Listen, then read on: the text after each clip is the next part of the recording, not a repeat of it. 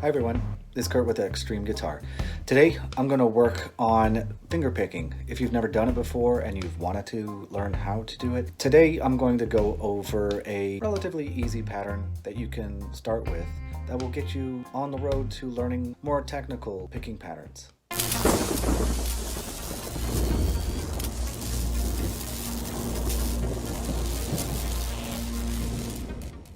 So if you haven't worked with finger picking before, I'm going to be working with these three fingers, thumb, pointer, and middle. I'm just going to go ahead and use some basic chords like the D chord, the G chord, the E minor chord, and I'll use the C chord. So first thing with the D chord is I'm going to be using my thumb on the open D string and my middle on the E string. Now the other thing to keep in mind is when you're playing guitar, whether it's an electric or an acoustic, this one happens to be a classical style guitar, so it's going to have a wider fretboard. They're designed for finger picking and classical style of playing.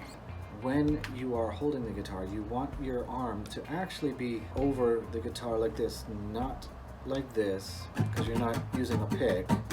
It makes it easier for you to pick along.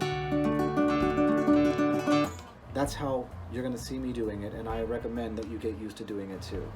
So starting with that D chord, I'm going to hit both the open D and the fretted E string at the same time.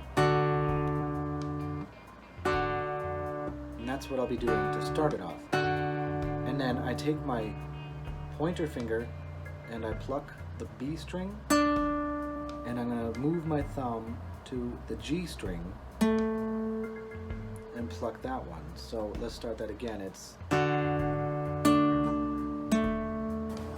And if you watch closely, again, it is.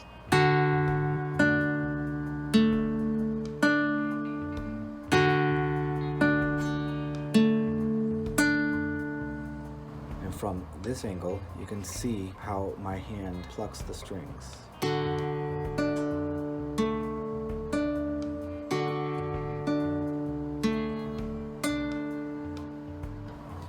Now, we've got the D chord. And at this point, I would want to move it to the G chord.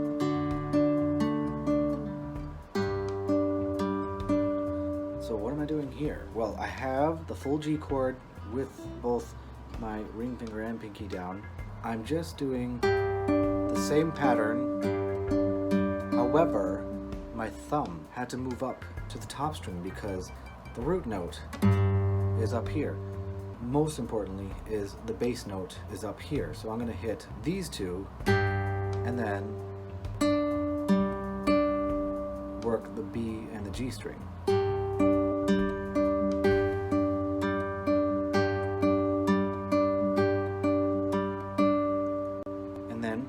We can always go to the E minor, and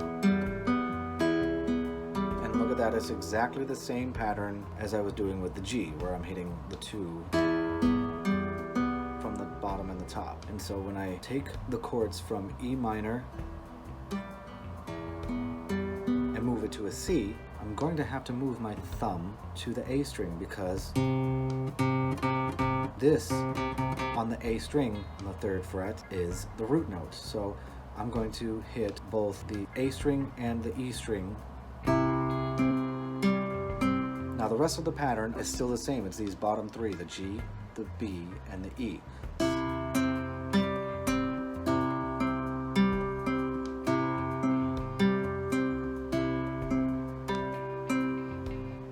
So it may be a little bit tricky as you're going through it for a first time, and I'm moving a little bit quicker right now, but take your time, practice it on a regular basis. So this is just one example of how you can apply this picking pattern. I'm using the open chords, but you can use it with bar chords as well. With bar chords, as far as the right hand goes, the pattern will be much easier because if you have, for instance, an E pattern,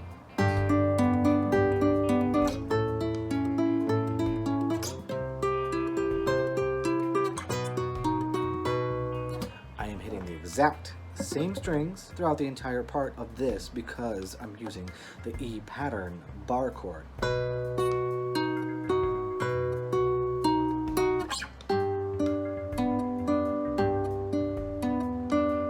Now if I used an A pattern, then I would go like this. Now with this one, I actually prefer to hit the A string and the B string instead of the A and the E. You can do that if you prefer, but I prefer this one.